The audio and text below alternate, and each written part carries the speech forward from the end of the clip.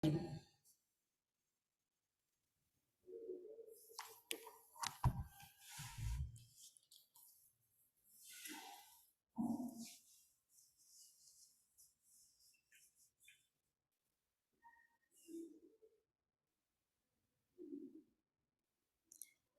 a todos, bienvenidos.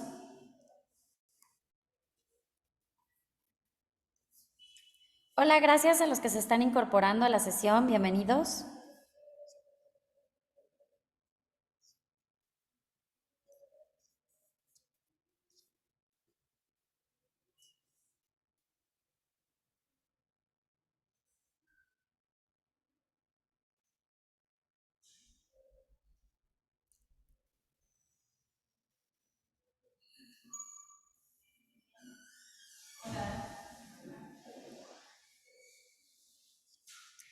Hola a todos, bienvenidos.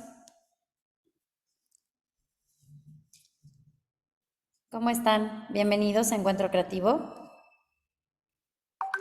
Nos gustaría recordar a los estudiantes que enviaremos un formulario de inscripción durante la sesión. Esto es esencial para que puedan optar a un certificado de participación siempre que asistan al menos a 22 sesiones.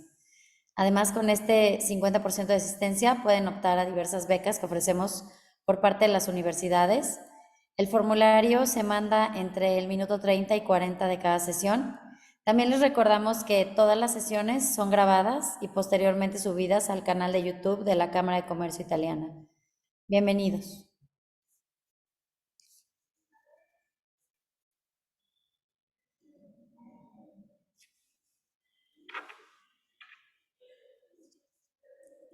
Hola a todos, buenas tardes. A quienes se van incorporando, muy buenas tardes.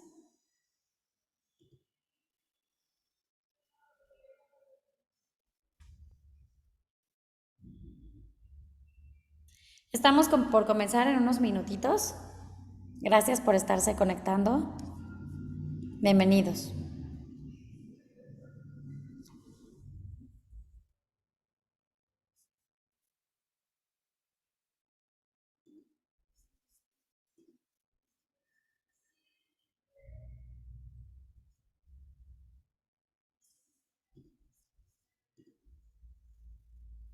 Hola, buenas tardes.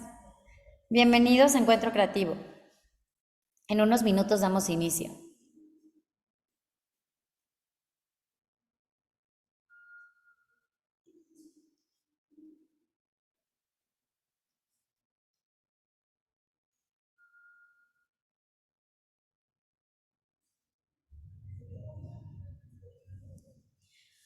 Hola, muy buenas tardes. Bienvenidos. En unos minutos damos inicio.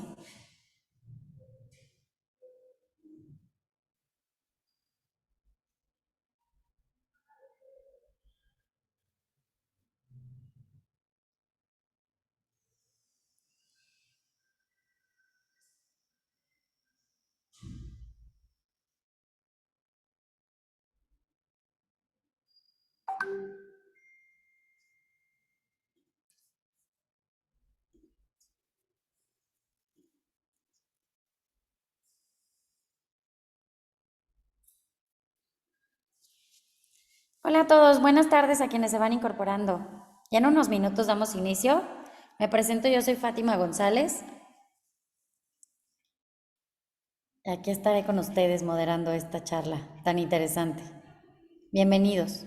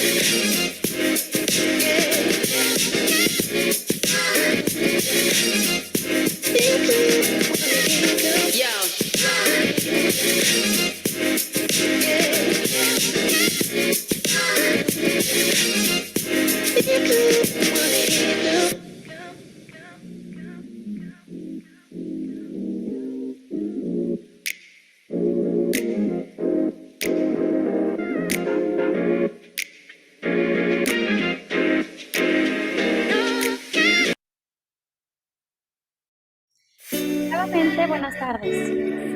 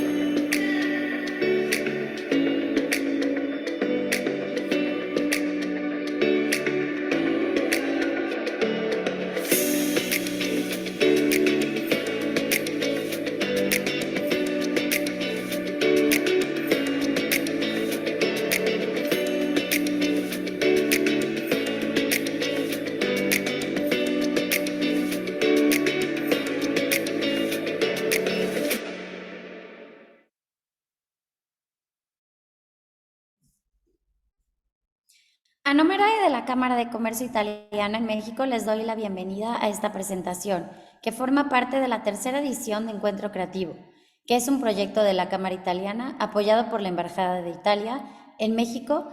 El objetivo de Encuentro Creativo es promover la oferta académica italiana en México. Les doy una calurosa bienvenida a todos ustedes a esta sesión titulada Painting and Digital Art in the Age of Technological Advancement. Tenemos el honor de tener hoy con nosotros a Debora Hirsch por parte de IED. El Instituto Europeo de Design, el IED, es una red internacional de educación creada en Italia desde 1966.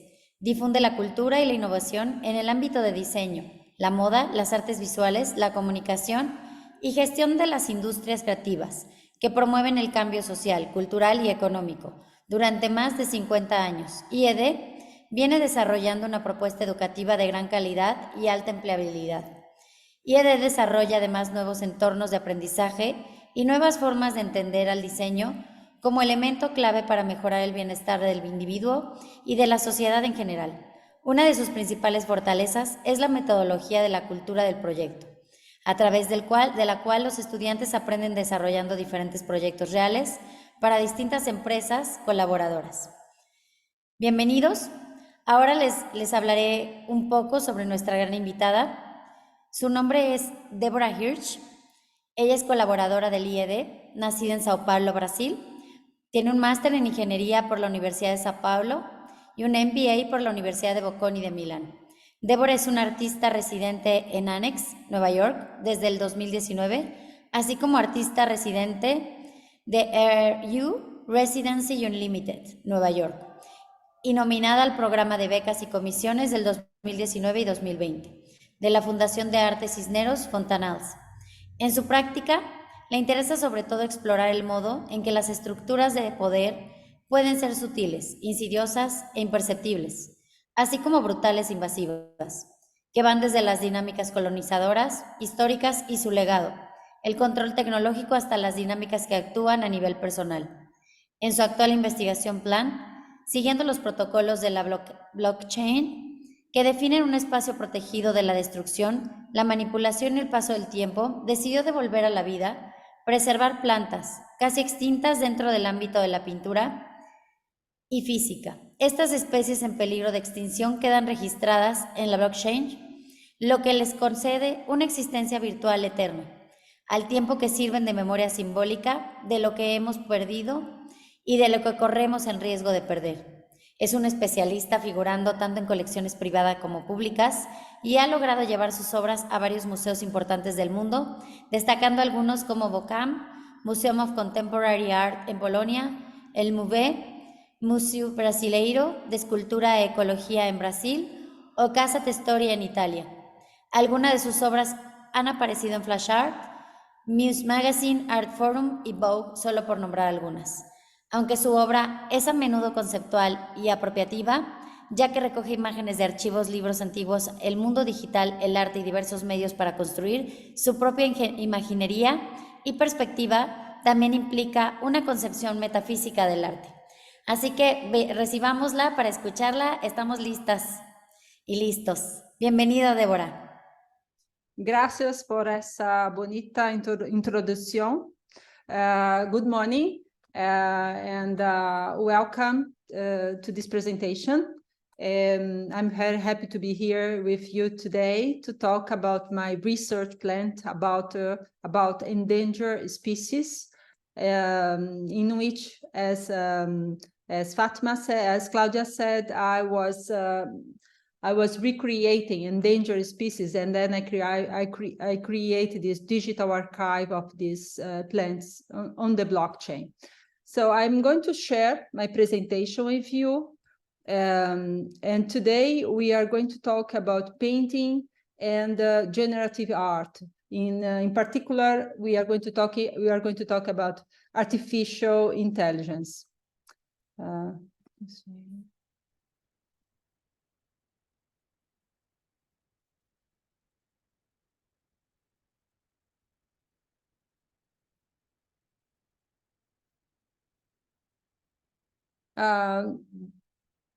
Thank you very much for the extensive introduction you gave about myself.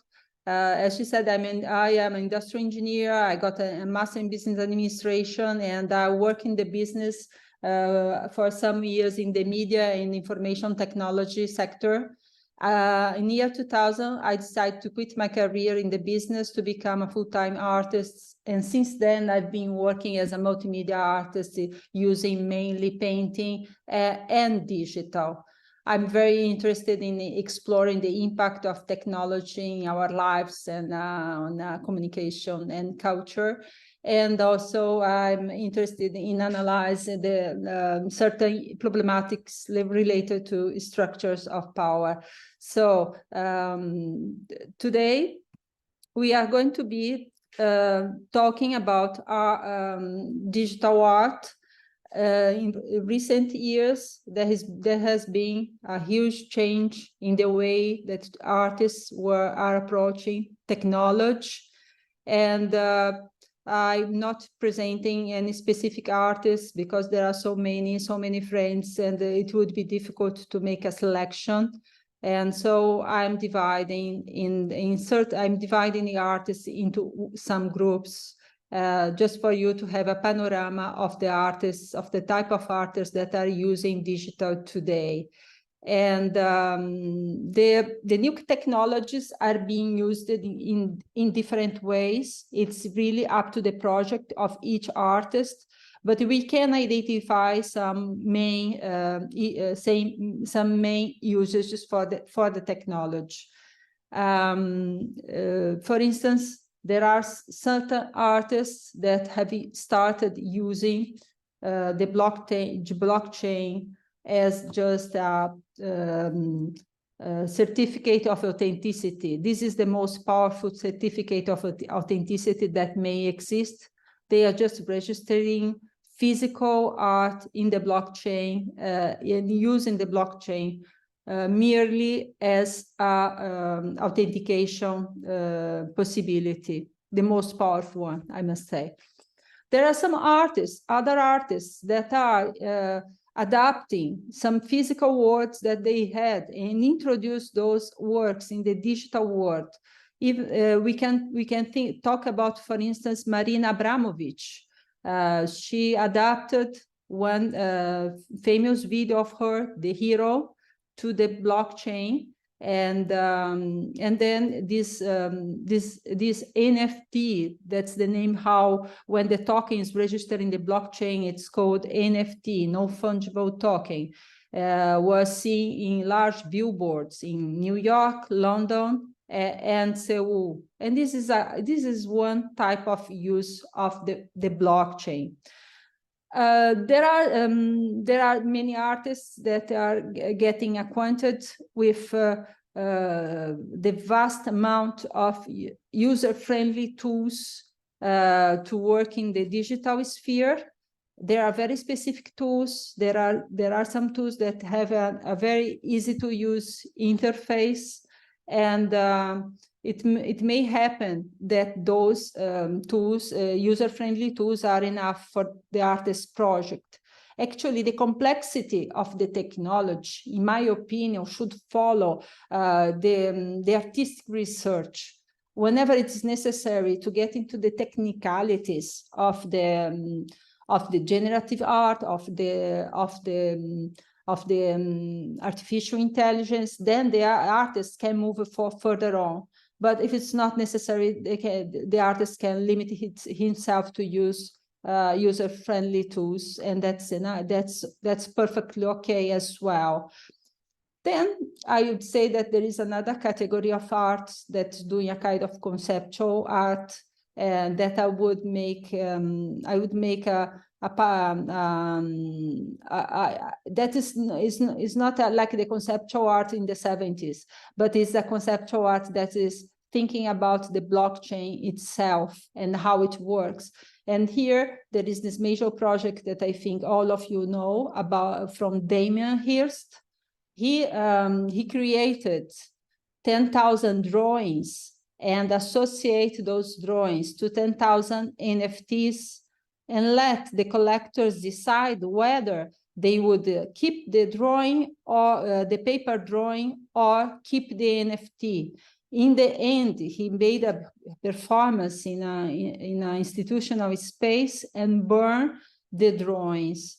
And he said that in this way he was transferring the value to the NFT. And this is a conceptual operation that make you think about what is art, the new tools that we are using, and it's a reflection on our digital world. I think this type of operation is very successful because it makes you think about how things are developing, and your place on the art world. There are other artists that are just fascinated about the digital world. I mean, traditional artists like Mark Wallinger, who said he's fascinated about the possibilities of the blockchain and have started using it. There are many other artists, famous artists, that get into the digital right now. And there are other two categories of artists. Digital art existed since many decades ago, but there were many digital artists that did not have a place in the contemporary art institutions up to now. So these artists, they were sharing their art to the community, to the digital community, and the only parameter that they had associated to the value of their creations were the visibility that these creations were getting. Now, with the advent of the NFTs, they can also associate economic value to their creations, and that's very interesting. And some of these artists are also getting into some of the traditional contemporary art institutions.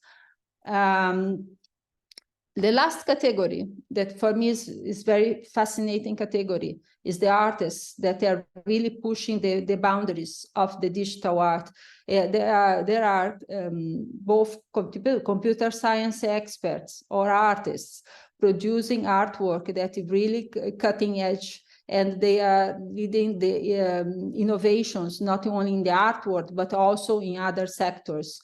This is an enthusiastic community of experts, and the interesting thing is that they are willing to share the knowledge and they are really pushing the boundaries of any sector of the economy. And this is exciting. Is a new place where the artist is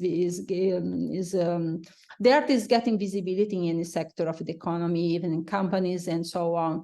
Also due to this innovative character of certain artists that are experimenting a lot with the technologies in deeper detail. So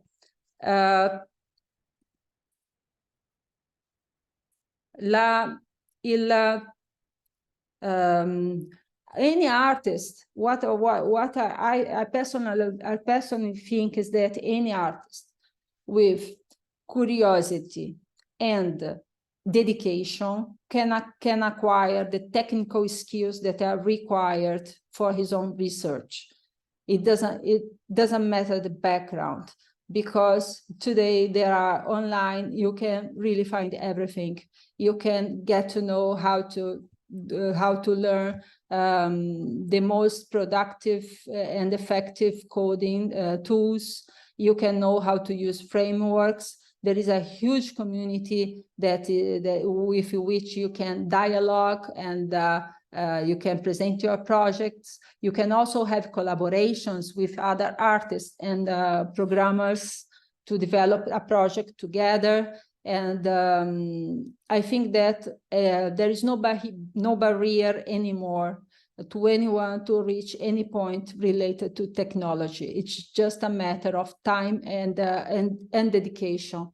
There are so many tutorials available, training courses, and I mean, there, as I said before, there is really a very strong culture of knowledge sharing these days. So it's a very exciting time to be an artist right now.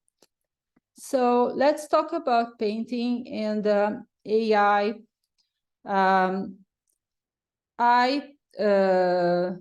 The images that you are seeing in the presentation are images that come from a research plant.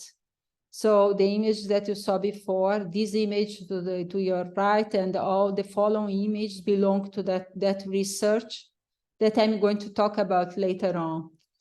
My own experience with AI is very positive, in the sense that it enhances my creative process. It offers me a large number of possibilities that is actually needed in my current project. Over time, I will be dealing with a significant number of images, and my archive of endangered plants will grow, and AI is definitely supporting me to produce better outcomes.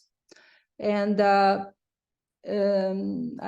think that the human intuition together with machine working can really produce great results. I mean, AI is not going to make anyone an artist, of course not, but the collaboration is very fruitful. It can be fruitful to anyone, actually.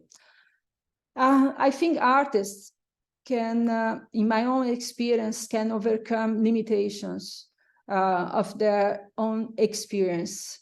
The learning curve inside a project with AI accelerates a lot, and that's important depending on the project that the artist is involved.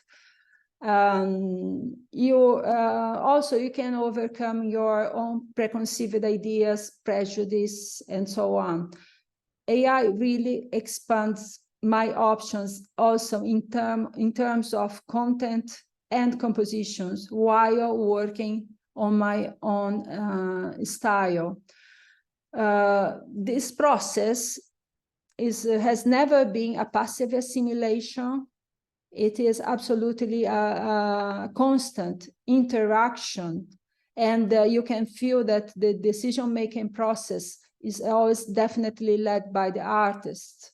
So I don't see artificial intelligence leading the artist. It's quite the opposite. And the more you get into to know the models, the data sets, the more you learn to know the mechanisms, the more you can control the outputs as well. My experience with AI, I've been integrating AI into my artistic research since about a year and a half now, and this integration at the beginning make me raise questions about the sense of art, the role of the artist, the relationships between technology and creativity. And these inquiries that I posed to myself, I think gave me a better understanding of my own identity and purpose as an artist. So I think this is something that may happen to any person that will use AI in an intensive way. I like also to bring ideas to life and to have almost complete control over the results. So in my case, I had to work with my own data set for many reasons. And it's not only one data set, it's more than one. Because for my project, it was important to have this kind of control for many aspects of the project. But on the other hand, also, it was really important the features of randomness and to experience serendipity and to value mistakes. I'm not looking for realistic outcomes. I really welcome randomness, serendipity, mistakes. I'm not trying to create something perfect and clean. I would never cancel disorder just for the matter of canceling disorder. I'm welcome unpredictability, and I'm interested in all those elements that will be happening during the process. And I observing those mistakes, and some of those mistakes are very welcome. I almost prefer imperfect outcomes to my harmonic and perfect firmamento paintings that I'm going to talk to you later on. My aesthetics in plant is based on my aesthetics from my previous painting research that's called firmamento. So how I've been working with that? As I said, I've been immersing myself in technical details. I've got to know models and tools. I'm building my own data sets, and I'm trying to use AI and blockchain with a meaning. This is actually the starting point for me, because my motivation is intrinsically related to my current research plant. It's not related to the technology itself. It's the research who leads the choice of media or technology.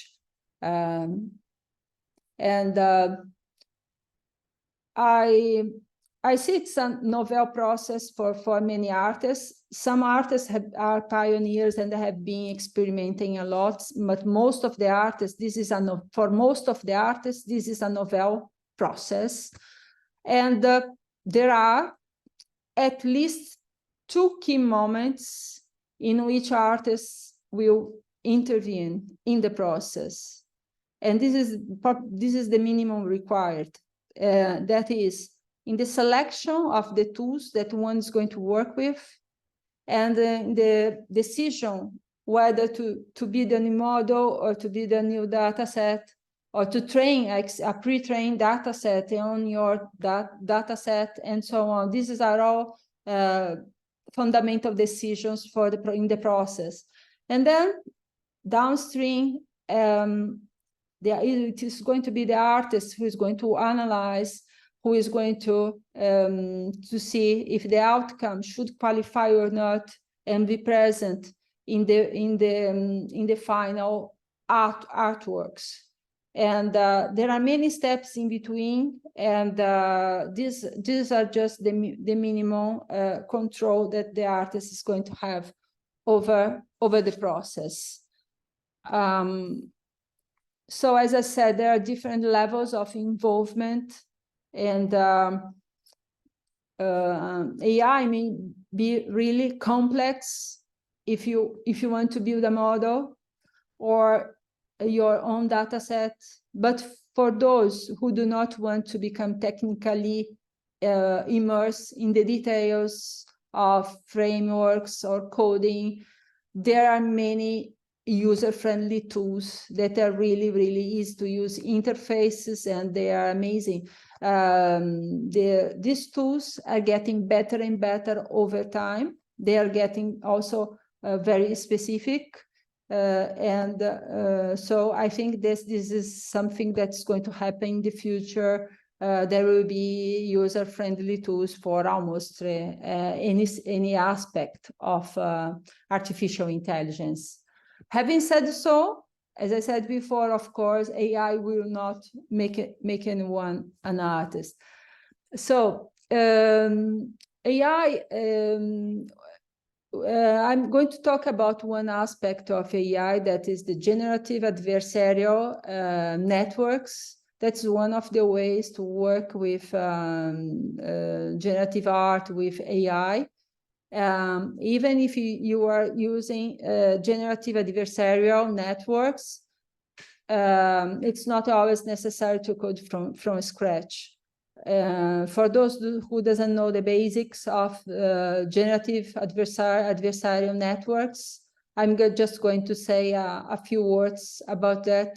And this is how any generative adversarial networks perform. There are, on one side, you have two neural networks. On one side, you have the generator, and the other side, you have the discriminator. The generator is going to try to generate the image that is as close as possible to reality, and the discriminator is going to distinguish between what is a real image and what is a generated image. So it's called adversarial because over time, the generator is going to generate images that are closer and closer to reality. And on the other side, the discriminator is going to perceive even minor details, minor difference between the results. And when you are creating your own data set, about 8% of the data that you have on your data set is going to be used to train the model, and the rest is going to be used to test the model. So this is just to clarify a little bit the ladder of coding skills that are necessary from the very beginning. User friendly interface, no coding, as I was saying before. Following steps is working with the generative adversarial networks, but using tutorials, really minimal code and necessary, and the community provide artists and computer scientists or any type of professional working in the digital community used to share a lot of their tutorials related to GAMS. And the third level, you may use a pre-trained model, maybe in a huge data set, and you can fine-tune that model using your own data set through frameworks. So there are the two main the two most used ones are TensorFlow and PyTorch. It's important to have all these names in mind so that you can research it later. And the last level is the level where you are going to have to code from scratch and to build your own model. But anyone can get to this higher level. because first of all, an artist can collaborate with other experts. You can collaborate with a programmer, or maybe there is an artist that is an expert in programming, and so on. There are many collaborations in the digital world. And secondly, as I said, it's just just a matter of time and dedication to get to this level. Of course, you are going to do that if you have some reasons to do that. I think that when I myself would love to learn everything, but I do not have time to do everything. So what I do is that I start researching and go through the learning curve when out of necessity. But maybe if I had more time, I would love to learn everything about this subject, because it's very interesting and it's going to influence any sector of our lives. So let's go to talk about plant. Plant is a very interesting project. I'm always interested in nature, and when I had the inspiration to do this artwork, I was working in the digital sphere, but doing other projects. And then when I had this inspiration, I was very happy, because it is a subject that is very important to me for many reasons, and it has always been part of my previous works. So here, basically in plant, I'm recreating endangered species using artificial intelligence and physical painting. And after I recreated those species, I'm registering there in the blockchain using a decentralized proprietary contract, so that these species are going to live forever in the blockchain. I love the idea of creating this archive. For me, it's a symbolic memory of what we have lost or what we risk losing. Some of these plants, maybe in 6 months, in 1 year, they are not going to be, they're extinguished. Unfortunately, some of them, there are just a few number of species still alive. So the scenario may be that, or maybe this plant is not going to get extinct, but it is there. It was there in an endangered situation. And that's what I'm doing. It's not an encyclopedic project, it's an artistic project. So of course, not all the species that are endangered are going to be registered. This is impossible. Also because we don't even know the extent to which plants are disappearing. Many of the plants that are disappearing are totally unknown. And so it would be an impossible project. So what I'm doing is that I'm selecting plants according to certain criteria and parameters, and I'm building. I want to build up the archive. I want to be. I'm very slow. It was a slow process in the sense that I had to learn a lot. I'm still learning a lot. But I want this process to accelerate, because I want to register as much plants as possible in the archive. So let me talk a little bit about the problematics of this project. I think the importance of this project is not only artistic. It calls attention to the problematics of plant extinction. And some plants will naturally disappear, some will be created in nature, by nature. But here in this project, I'm talking about critically endangered plants because of man action. So as I said, we are not even able to assess the consequences of plant extinction to to nutrition, to lack of medicine, or to the delicate balance of the ecosystem. So there is a total lack of assessment on this phenomenon. And the main causes of plant extinction right now is the monoculture, aggressive real estate exploitation, fire, logging, and climate change. The monoculture is responsible for more than 40% of plants extinction. The monoculture also shapes our culture. For instance, we eat more or less 5 to 7 types of grains, when in nature there exist thousands of grains. So also they advocate that the monoculture prevents starvation, when the opposite is true. There are small not-for-profit groups, organizations working in Africa and India, and they are teaching the local population how to grow their native seeds. And this goes exactly on the opposite direction of the monoculture. Monoculture only benefits seed biotech, agrochemical, giant corporations.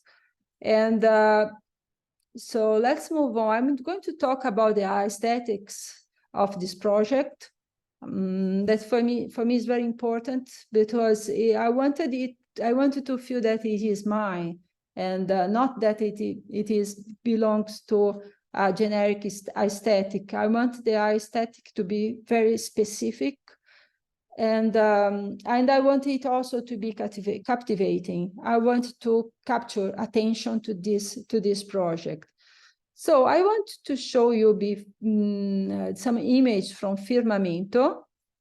As I said before, the aesthetics from this project come from my previous project. These are my paintings that I started developing in 2019 when I was in New York doing during these 2 artist residencies.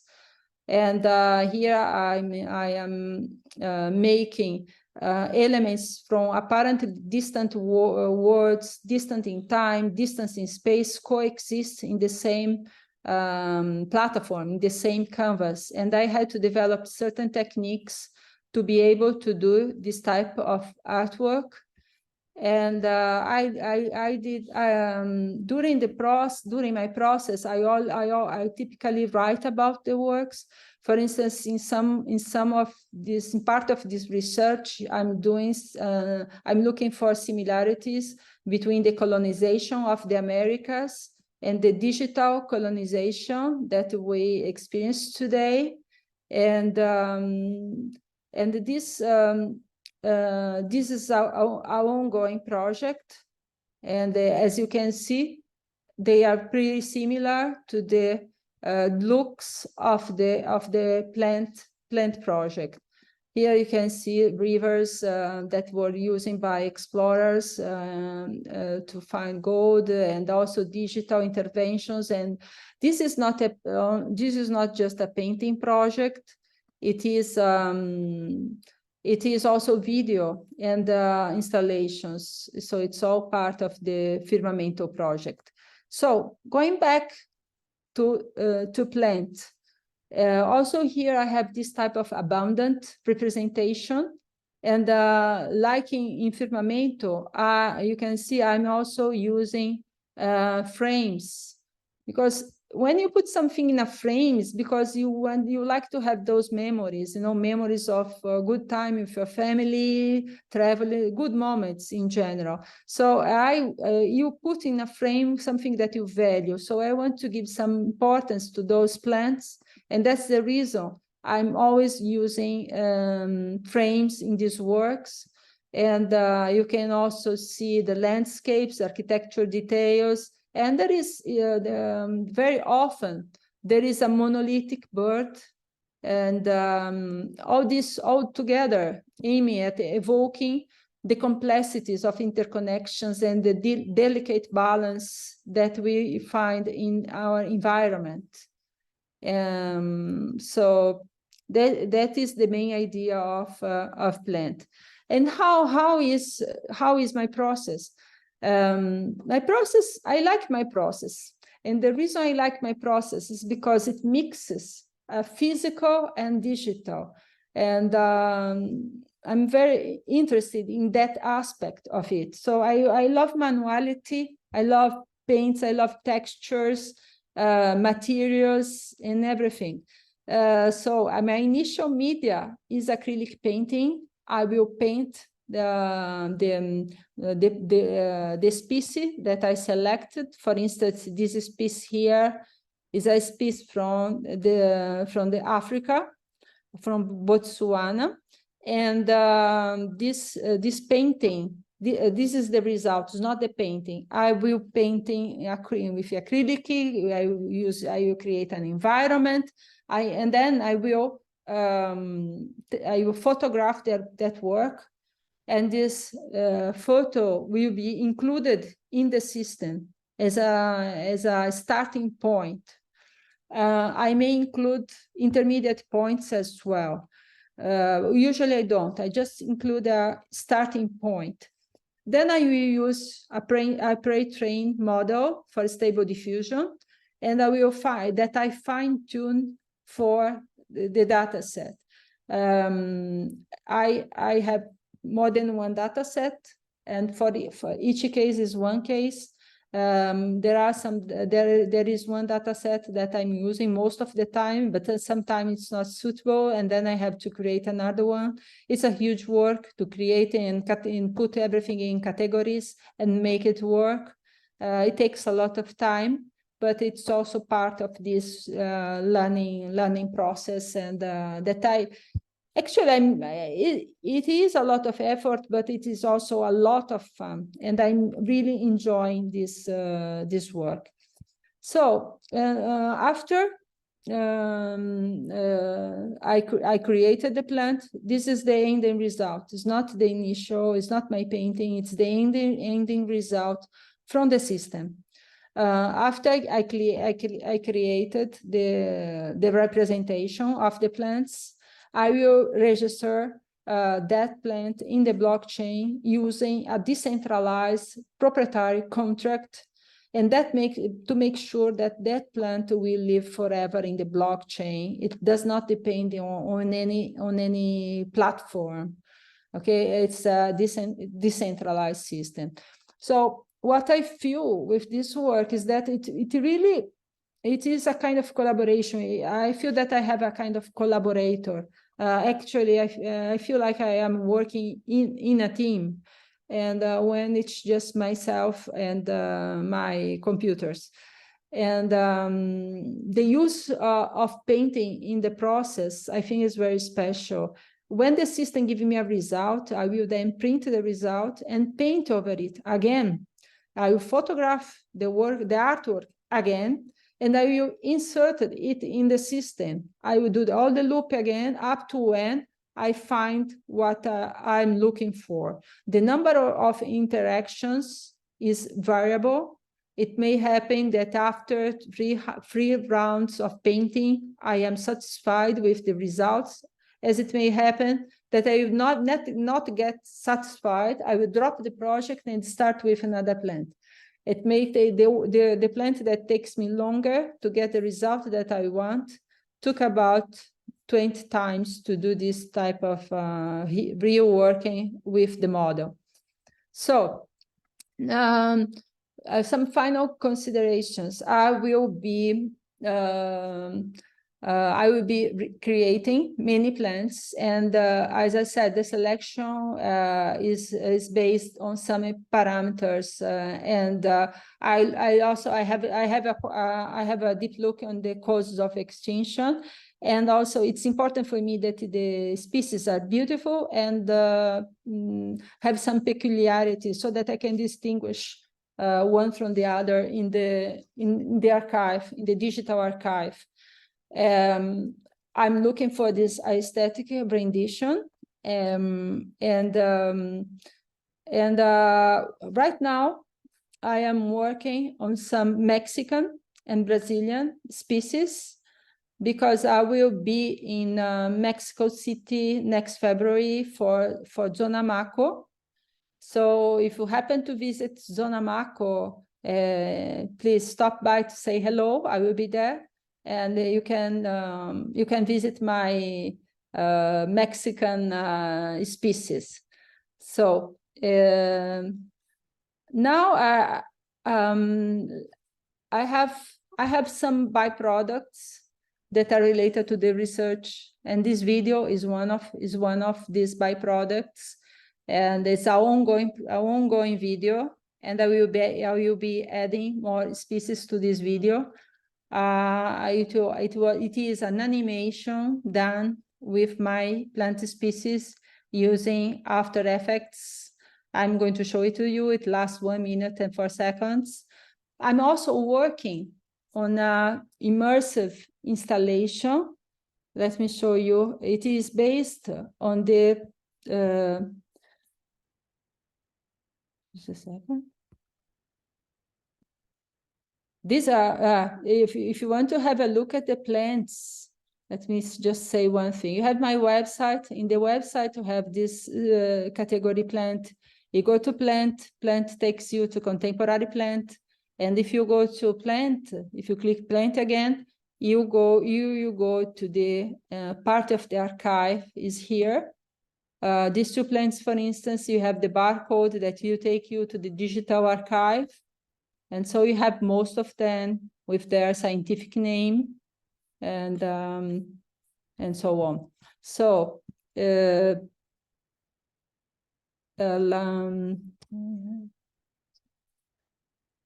I wanted to show you. There is an arrow here. Okay. Okay.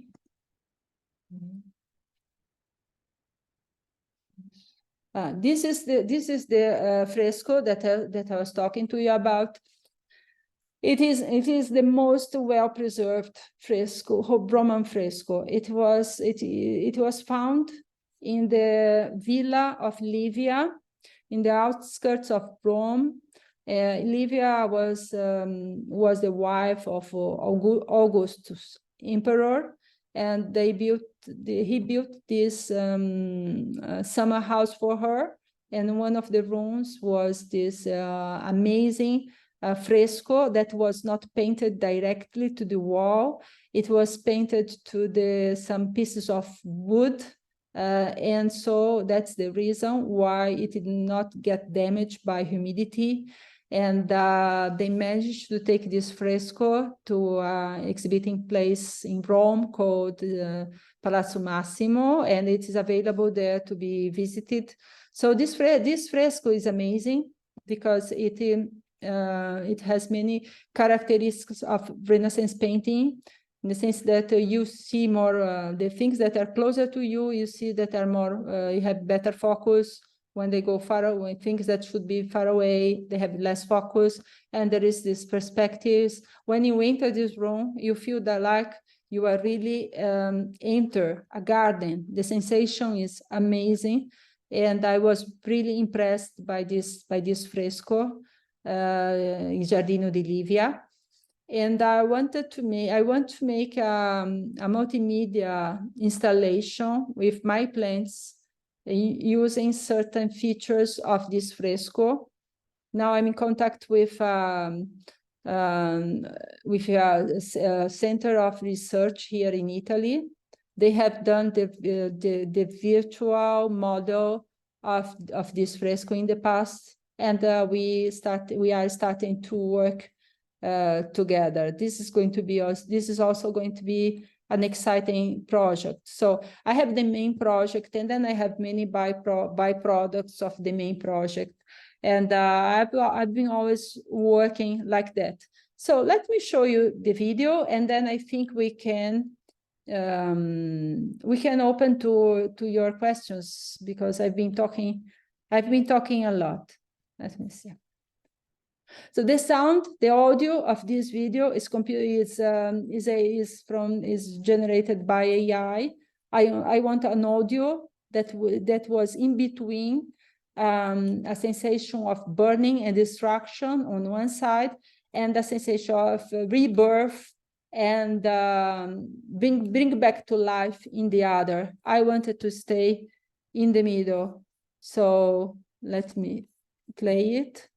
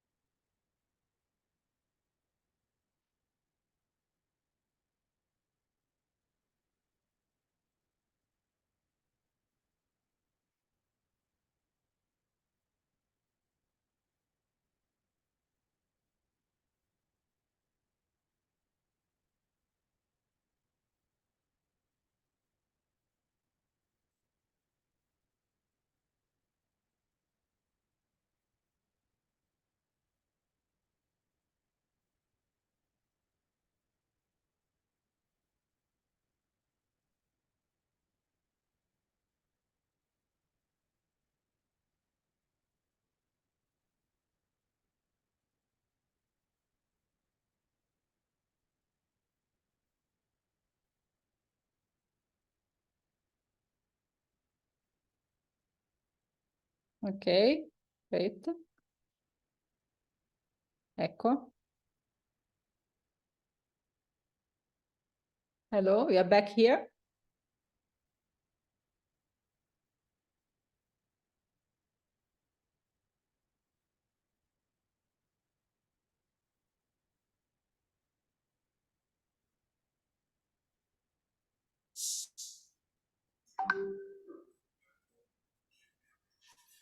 Thank you, Debora, to share your work. It's amazing. Thank you. Gracias a todos. Nos podrían ir, bueno, aquí voy a ir leyendo algunas preguntas, no sean penosos.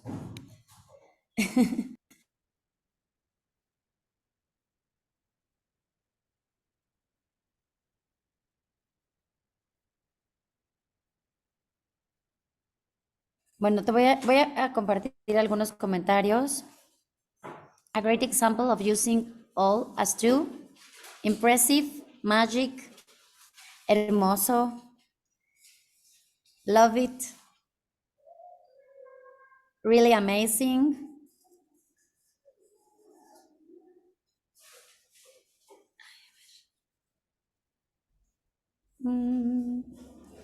Y aquí tengo una. What are some of the most surprising or unexpected results you have experienced when collaborating with all on your art? I must say that there are many. What was impressive to me was that sometimes the system gets to understand certain details of my artworks that I hadn't before. So it called me the attention to some peculiarities of myself and of my work. So it was amazing to see that happen. You know, the machines does not have any feeling and emotion, but it could perceive certain characteristics, features of my artworks that I hadn't before. So that was an amazing aspect of working with AI for me. Thank you, Debora. Someone else? Just to tell the participants, if they want to get in touch with me, or if they have further questions, or if they want to talk about AI and so on, they can reach me on my Instagram account. Oh, super. Thank you very much. Thank you. I have other, how do you think the use of all can enhance creativity as an artist? Can you repeat again, please? Yes, sure. How do you think the use of all can enhance creativity as an artist? Yeah, I think it can enhance creativity. It depends. It depends on your project, and I think it's really a collaborator. It's going to give you many possibilities that maybe you haven't seen before, and the more you work with these systems, the more you get to know how it works, and the more you can control the results. Because I think there is a balance between controlling the results and look for the unexpected. And so I'm always fighting between those two aspects. And that's interesting too. Thank you. Thank you. Bueno, hay unas preguntas más. Where do you recommend artists should start learning about as a beginner? As a beginner, you can have a look at the user-friendly tools like Stable Diffusion, Midjourney, OpenAI, DALI, and from there you can move on. If you want to start studying coding, I would suggest we start studying Python language. Bueno, además nos está compartiendo la información el IED sobre, si quieren saber más sobre sus programas, pueden escribirles, ahí les están dando la dirección, también la página de internet, para que también busquen más información sobre estos programas. Tengo más preguntas, voy a leer una más. How much is the price of a work? I'm totally available in the sense that I've learned so much from experts, from artists, from the community. And what I really appreciate from this digital community is that people are really generous and willing to share knowledge. So I think I have to do my part as well. So I will be people writing to me, making questions will be more than welcome. Oh, thank you very much to share. And the other one is, do you think, how much is the price of our work affected when it's digitized? When it is digitalized, it depends very much on the market dynamics. And for instance, I've never digitalized a traditional artwork of mine, like a painting and so on. I let them live the way they are. My only works that are digital are the ones that were created other 100% digital, or like these ones, a mixture between digital and physical. My plants are not available for selling right now because I'm registering there and I'm including there in the archive, and they are going to go together with the physical artwork in my case. But I never used the blockchain as a certificate of authenticity for paintings or drawings and so on. But there are many artists doing that. I don't think it is going to change the value of the artwork if it's just a certificate of authenticity. When it is really a digital artwork, then it's going to be the market who is going to establish the value of that artwork related to the artist's curriculum, related to the research itself. I tend to see that in the digital sphere, innovative research tends to be very appreciated. So innovators are really appreciated in this sphere, and pioneers and so on. Okay, thank you. And the other one, do you think the traditional design process could be disappeared? I think no. Oh, no, I don't think so. I think things can coexist. Sometimes I hear this question, and I think we heard this question also with the advent of photography and then video, and they are all here: painting, photography, video, AI. There are some things that are related to the traditional media that's so special, and that has such a significant allure. I really think it's not going to disappear. Of course, everything depends on the market dynamics, especially the young generations. They are pretty much in the digital arts, and they know how to appreciate a project like this project, for instance, Plant.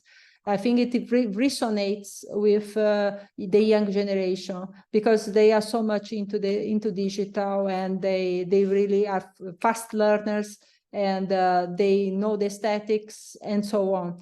So with this young generation of maybe collectors, maybe the digital arts will resonate more than the traditional arts, but I don't know. We will see what is going to happen. Okay, thank you, Debora. Thank you very much. Gracias a todos por esta interesante sesión. Esperamos que resulte provechosa para acercar a los estudiantes mexicanos y al público en general a nuevos conceptos. En nombre de la Cámara de Comercio Italiana en México, me gustaría expresar mi gratitud por su presencia en esta sesión. También extiendo mi agradecimiento a todas las marcas que forman parte de Encuentro Creativo, entre ellas Elsior, Luxótica, Seña, Fénix, Aeroméxico, Max Mara, Cartel, United Colors of Benetton, entre otras. Todas las sesiones están siendo grabadas y se subirán al canal de YouTube de Cámara de Comercio Italiana en México y en el sitio de web de Encuentro Creativo en la sección de Revive Encuentro Creativo. Quiero recordar a todos los estudiantes que las universidades asociadas a Encuentro Creativo ofrecen becas. Pueden encontrar los criterios de elegibilidad en la página web, en la sección de becas. Es esencial asistir por lo menos a 50% de las sesiones. Gracias de verdad por unirse con nosotros. Gracias al IED y gracias, Débora, por tu tiempo y por exponernos tu hermoso trabajo, que realmente ha sido muy enriquecedor. Gracias.